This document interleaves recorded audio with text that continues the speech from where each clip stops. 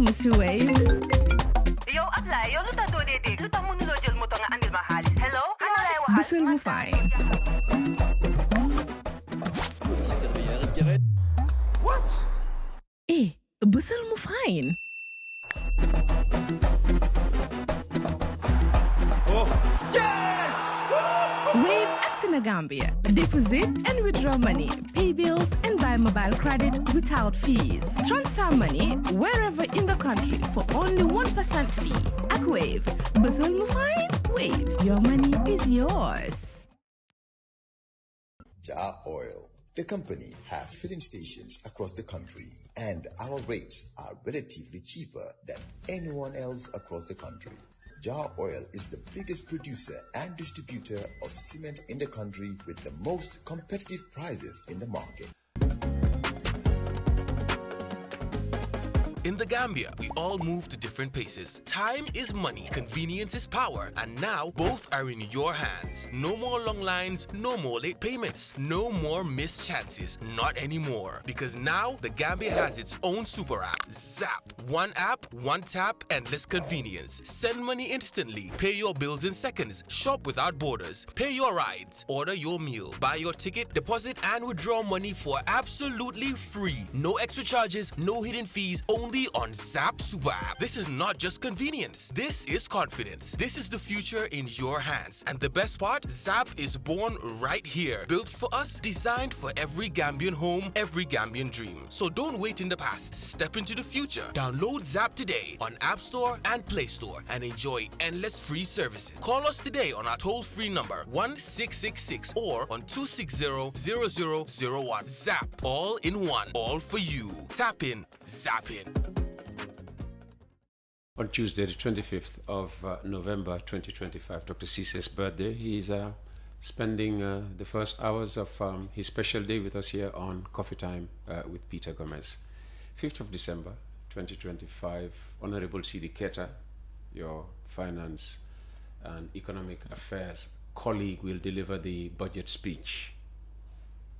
But ahead of that momentous occasion, lots of discussion out there, most of it negative, that this is not a budget that responds to the needs of an impoverished nation, but even boosting the status of the country's elite even further.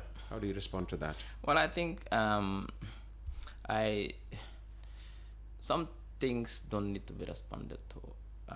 So this is correct. It's just politics. It's not correct. Politics. That's why I'm saying. These are not people who are politicians. No, these are. Now the unfortunate thing with the Gambia is there's fluidity now in the country as to who's a politician, who's a politician. There are people who are politicians. They want to be political, but they are scared to come to the arena. Oh, so really? They hide behind activism and journalism to do their politics. Journalism? Of course. So I could be a politician disguised as a journalist. Not you. For you, you have a pedigree that is we cannot question as a journalist. In terms of objectivity, you have your own radio station, you've invested a lot in journalism. There are people who just sit on social media and do citizen journalism. And they misinform the public. And I've seen people who really have taken a stance against misinformation, now misinforming the public, just to put the government in bad light. I'll tell you something. This budget is one of the best. For the past 5 years, we've not had a near balanced budget. The budget deficit to GDP is almost 1%. And it's called program-based budgeting. Is what we are doing now. Budget allocations are based on programs that impact people's lives directly. And no more. We're not focusing more on fuel allocations, vehicles. We are focusing on programs now, program-based budgeting. That is what we are doing now. That's exactly what this budget is being criticized for. Yeah, but it's an unfair criticism. We have a government to run, Peter. Do you need to be buying vehicles all the time? No, but what I'm saying is that government has to operate. We buy vehicles when there's a need to buy vehicles for the government to operate, to give services to the people. That is what is important. You cannot tell me that you have a government that doesn't have vehicles. We are buying vehicles for the police. Let's go back to history lane. Just 10 years. Let's not go beyond 10 years. In 2015, who was discussing about the budget as a debate in this country? Nobody, because people were discussing about how we get our rights. People were talking about security. People are talking about peace. And when I say peace, I'm not talking about the absence of war. People want to be peaceful. That was the debate. 2025, fast forward. Now the president has created an environment where we now publicly debate the budget. And we have to run the government effectively. And people are asking for things that many countries cannot provide. And only President Barrow is doing it. Oh. At the same time, Things like? at the same time, in tandem, people want to have water. Otherwise, without coming out to demonstrate, if there is no water, the president is providing water for the majority of communities. People want to have electricity, otherwise they'll demonstrate. The president is providing electricity for the majority of the population. We need electricity. We don't have it now. People want their kids to go to school. The president is building 10 classrooms a week so the kids can go to school. People want healthcare facilities. The president is building hospitals, equipping these hospitals, and employing. In 2017, we had almost 2,000, just above 2,000 medical staff. This includes midwives, pharmacists, dentists, doctors, nurses. Now we have over 4,000. We have to employ. Who pays those salaries? People want farmers to benefit from their farming. They want fertilizer, which is cheap. They want us to buy their granules. People want electricity. People want all these things at the same time. But the Gambia is not a resource-rich country. The Gambia doesn't have diamonds and gold and bauxite and lithium. What we have is our taxes, which we are now properly managing. And you want all these things. The president is providing at the same time. It's not an easy task for anybody to do. In a very difficult global environment, at the back of a very difficult pandemic, and the president has increased salaries on 3 occasions, the last time at 110%. Which government can do this, apart from the president of the government of Adama Barrow? It's a difficult thing. And we want all these things. So now we have a budget. And now, what I've observed in the opposition, which, by the way, there is no viable opposition in this country. There is no viable opposition? They are not playing their role as an opposition. Okay. And that is something which... That's another explanation, yeah? No, there's no viable opposition. They are not playing the role they are supposed to play. Oppositions have to be an alternative. That you cannot do it, I can do it better. And I've challenged them, and I'm still waiting for the challenge. Oh, no, for any opposition to come and tell me, you tell me what are our programs and policies as a government. You tell me each program. That's what I want you to do me first. I like our programs first. No, they can't. Then you dissect those programs and policies. They can't explain your program. Why not? They can only criticize your program and tell the people what they will offer as an alternative. How can you criticize something you don't know? And Dr. Papafal sought to do that when Peter, he was here. How can you criticize something you don't know? If I don't know Peter, how can I criticize? If I just see Peter. No, it's the outcome. No, not the outcome. The outcome of that the outcome, something leads to the outcome. Something is wrong, that is why the outcome is not working. What is that thing? You need to first tell me what that thing is. Okay. What is our program? Once you do that, now you tell me what you're going to replace it with. I'm still waiting for that challenge. And once they've not done that, they're not viable, they're not an alternative. That is why, in my speech in Brikama, I told the president that just like how the big Marabu in Besse said, this election is like a penalty without a goalkeeper. A penalty without a goalkeeper? Yes, empty post. Because the opposition that are supposed to be the goalkeepers are standing behind the goalpost. You can still blow, you can still balloon the ball over there. But I'm coming. Yeah. The opposition that are supposed to be the goalkeepers don't know where they should stand. They're standing behind the goalpost. Okay. Leaving the post wide open for the president. Yes. Now the president has 4 choices. They can take it to the right corner, to the left corner, to the top corner, in the middle. You can even catch it if he wants. Or you can even lie down. So there's 5 options. You can even lie down and Mbokare. Either way, the ball is going in. If he lies down to Mbokare, it will not go. I don't underestimate President. He was a goalkeeper. He knows where to put it. Don't underestimate him. But nonetheless, what I'm trying to tell you is that the opposition themselves, there's consensus amongst them that the president is indeed delivering to the Gambian people. There is consensus? They've agreed on that. Oh no, they criticize the president every time they come here. I'm coming. You see, I'm not... What they are criticizing is the subtle ones that they think they can deceive the people. What are those? Gambia's high debt. Gambia's debt is, what is $1.2 billion?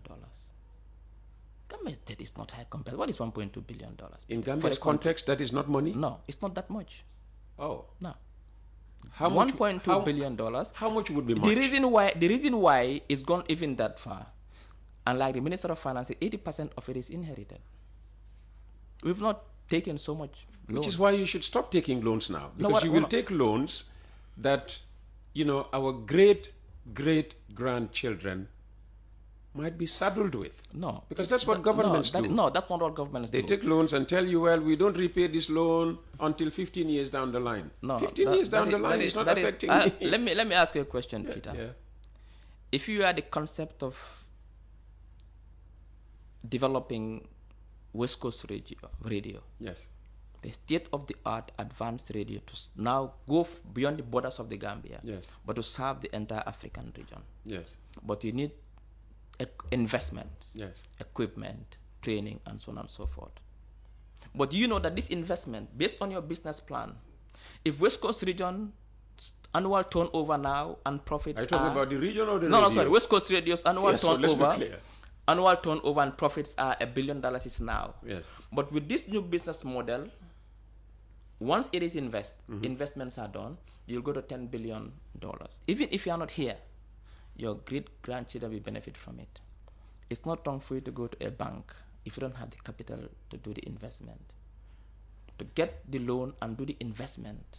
In fact, those investments are good for your kids. What this government is doing is not to borrow money to pisir pasar. What this government is doing, these loans, in fact, now I said we've moved away from expensive loan. We are doing concession now, cheap borrowing.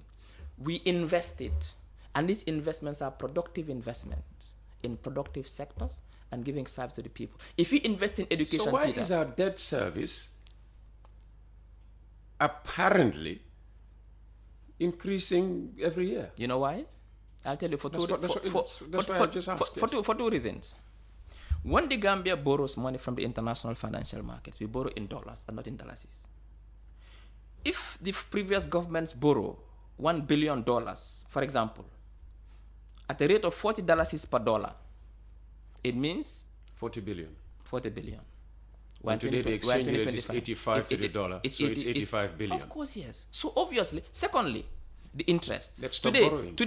But you cannot. Today, if you borrow money from the bank at an interest rate, variable interest rate, not fixed, of 3%, and because of the interest rates are determined by the central banks and international financial market. The interest rates go up, your interest goes up. So what I'm trying to tell you is that all countries borrow.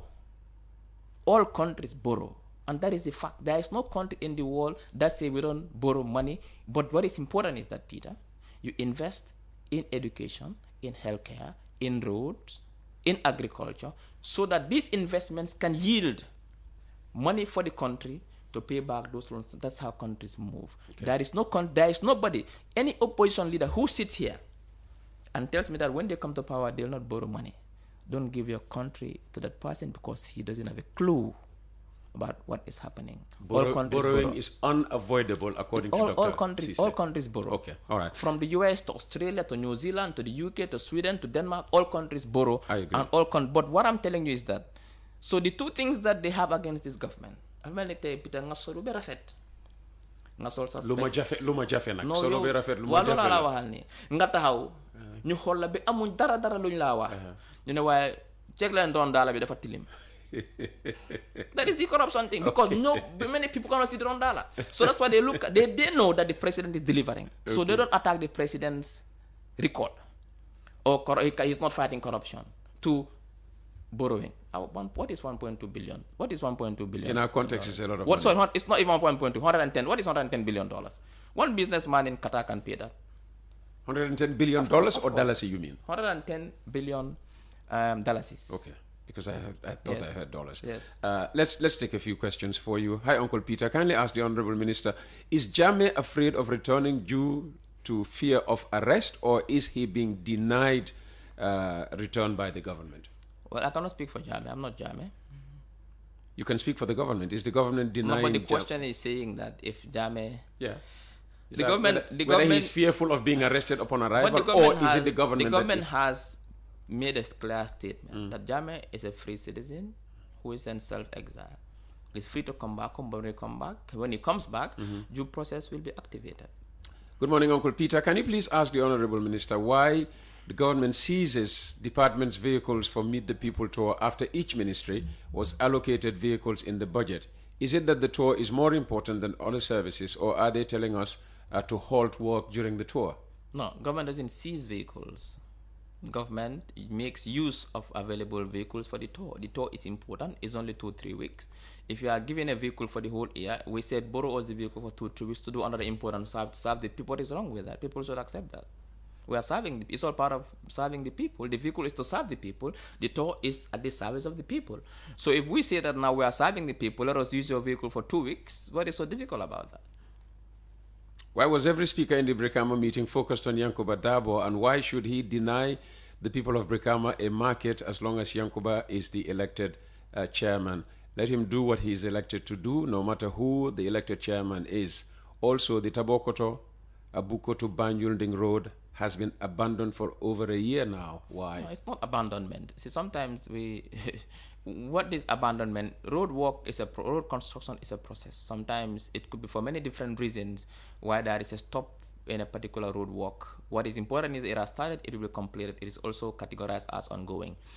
It's not abandonment. Now, when it comes to the why why the speakers were focusing on, the president has said that he will not pay attention to what Yankuba is doing or anybody is doing. He's doing it for the people. He's going to build the market for the people. And yesterday he has instructed Ibrahim Asila to build these markets in Salaji, in Brufut, in Brikama.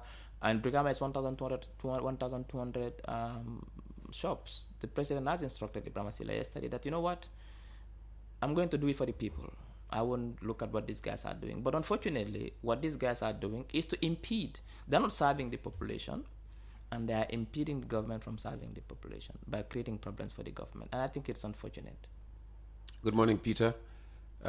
Please inform the minister, are they not seeing the street lights from Westfield to Banjul are all off? Why are they retaining the existing infrastructure on the ground? They just busy building this. We build out.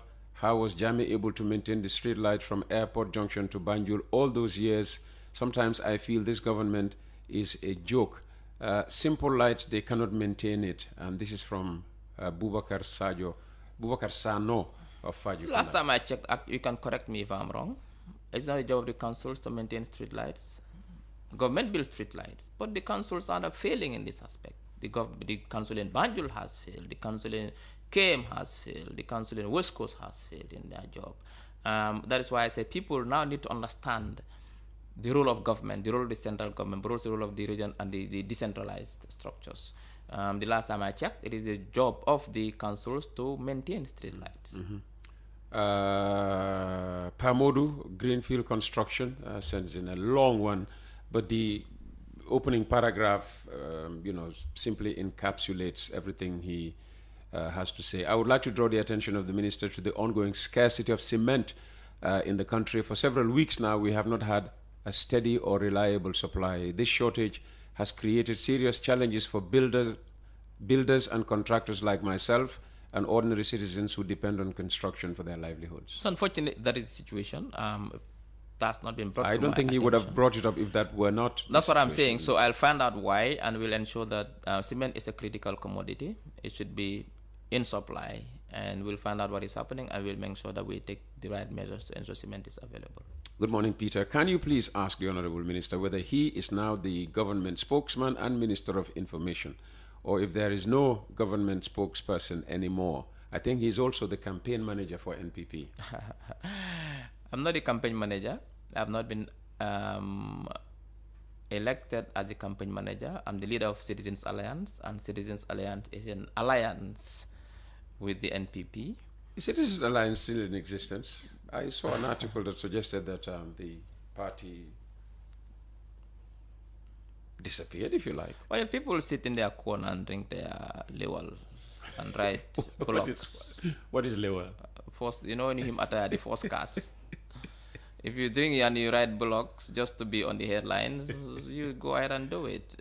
Those who were in Sukuta last week and those in Brikama this week saw whether Citizens Alliance is still existing or not. What did they say? I wasn't in Sukuta. I mean, we mobilized a lot of vehicles and a lot of people, and you could see that we were there on the ground. Citizens Alliance has structures across the country, and we're doing our grassroots work, and we're an alliance with the NPP. So that is one. Now, when it comes to I'm Minister of Information, and information dissemination is part of my mandate. Hi, good morning, Mr. P. I'm asking about Bundung Borehole, London Corner, Safidin Road. Also about compensation after forwarding all documents to NRA. Now they asked us to go to Works, and we have submitted everything to Works. Please tell Finance to help us. Well, I hope Finance and Ibrahim still are listening, and I think they'll do what Sila usually does, yes. Sila usually does. Yes. So we will take note of this and ensure that you... Good morning, Uncle Peter. Barrow's remarks were provocative and not based on policy. He said he specifically instructed the Minister of Works to halt construction of a new market until Chairman Yankuba Dabo was removed, and called on the media to headline this story, effectively targeting Chairman Yankuba Dabo's removal. You see, this is the thing I have with some Gambians, the hypocrisy. When Chairman Yankuba Dabo was doing every effort to impede the people of West Coast from using the market, 80 shop market built by the president. Because 80 shops, yes, built by the president. Okay. And that's not even the job of the government, central government. The central government realized that Yankuba Dabo and his council have failed in providing basic markets for the people. And they invested and built 80 markets, 80 shops for the people of West Coast region in Brikama market. And Yankuba Dabo was doing everything possible to impede people from using it so the government can get the credit by taking the government to court. You did not build a market. You did not invest in it. The government built it, and you said now you are going to be the one to manage it. And when the government says no, the governor can manage it, you are taking the governor to court to close the shop so nobody uses it. Now, that is one thing. Two, the reason why the president said that, because it will be a futile exercise if the president should invest in building more shops, because Yankuba Dabo will again impede the use of those shops by taking the government to court and doing everything possible not for people not to use it. And this is sheer selfishness. You did not do it. Someone does it. You said now, legi, kenen du ko use parce que man bilumako. Demolo wa kenen do them. That is why the president yesterday reiterated that. In fact, you know what? We are going to build it because we are doing it for the people of West Coast region.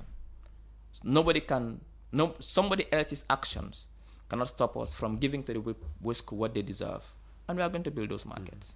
Well, it would be nice to have Yankuba Dabo himself sit here and speak for himself, but all attempts from Coffee Time to Yankuba Dabo are always not even acknowledged. We know he gets our messages, he reads them, he doesn't even respond to us, so we can't help. Good morning, Uncle Peter. Please ask the Information Minister to confirm from the Minister of Justice the case between the former Vice President and the Jatta family of Busumbala, which is now going on at the High Court for a long waiting land dispute in Tauto. You know about this? Well, I think that is not the role of the Minister of Justice. People need to also again understand how government functions. Things in the courts are purely a matter for the judiciary and not the Ministry of Justice. The Ministry of Justice prosecutes and takes cases to the courts. They cannot interfere in ongoing court cases. If, for example, it's a case that is being investigated and is supposed to go to court and there's a delay, we could tell the Minister of Justice, delay is justice denied, please take it to court. But once it's in the courts, government cannot get involved in cases that are in the courts, because that's what they call separation of powers in this country.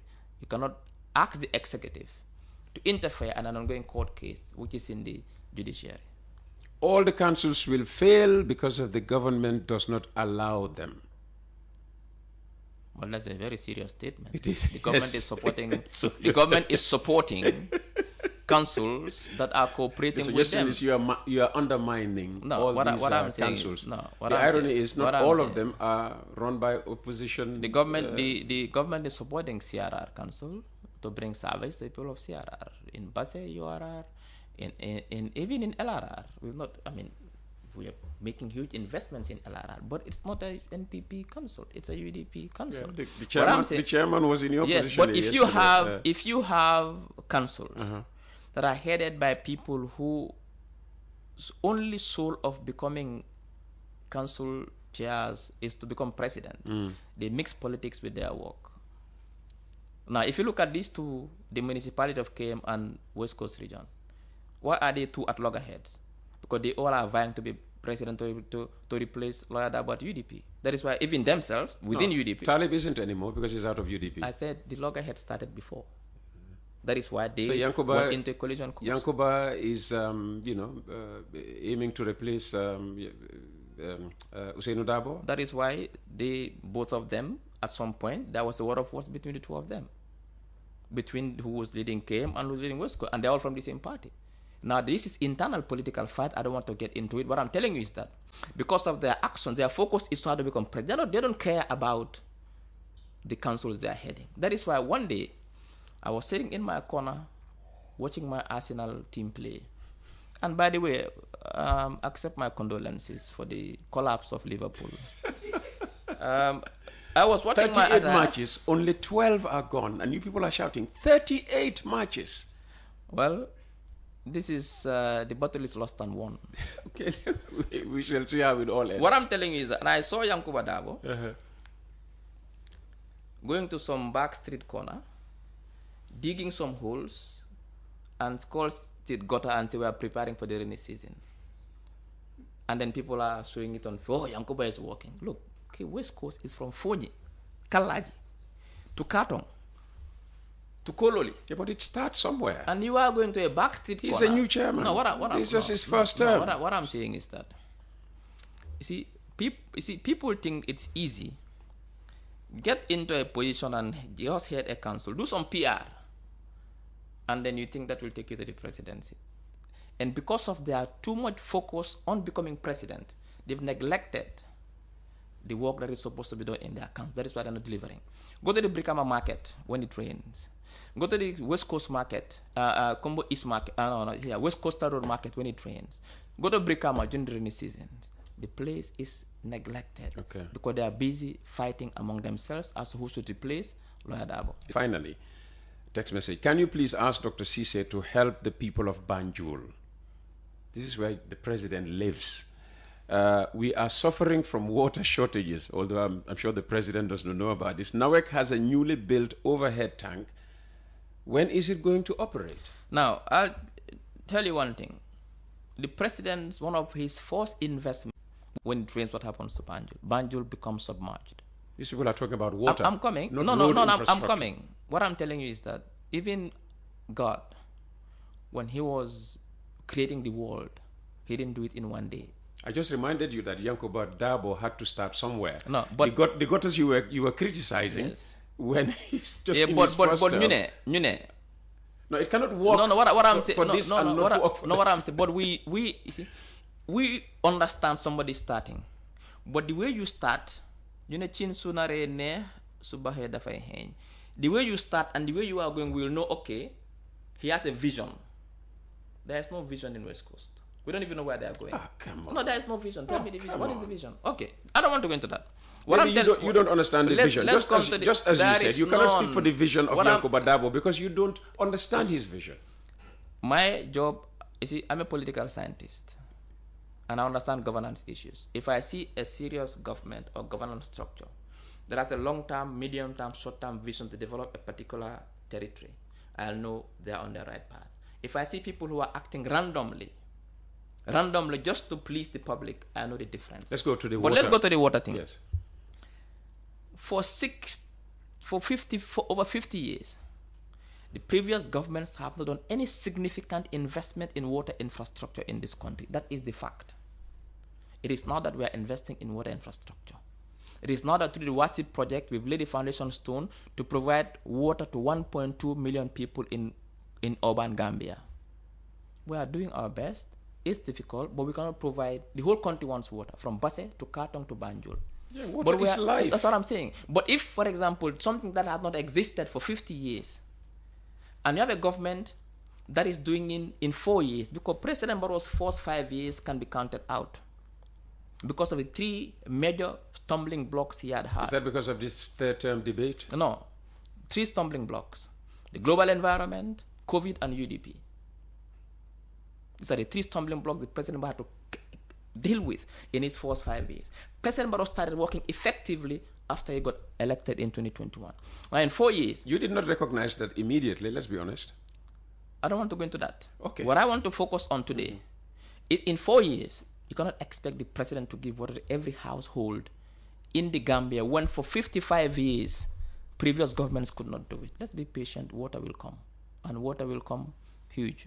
The people of Banjul, that's your answer from Dr. Ceesay. Dr. Ceesay, once again, happy birthday. Thank you. All right, you had a good time with us? Yes, this is the best birthdays I've had. The first 3-4 hours of my birthday. We'll come over for the birthday lunch. No problem.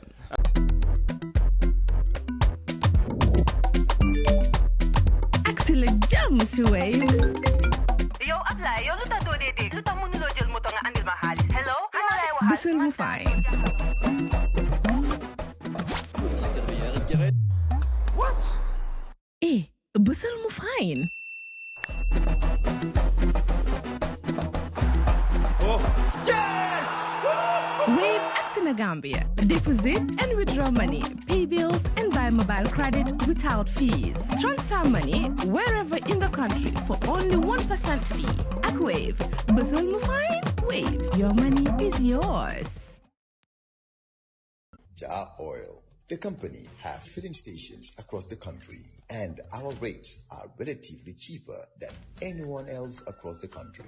Jah Oil is the biggest producer and distributor of cement in the country with the most competitive prices in the market.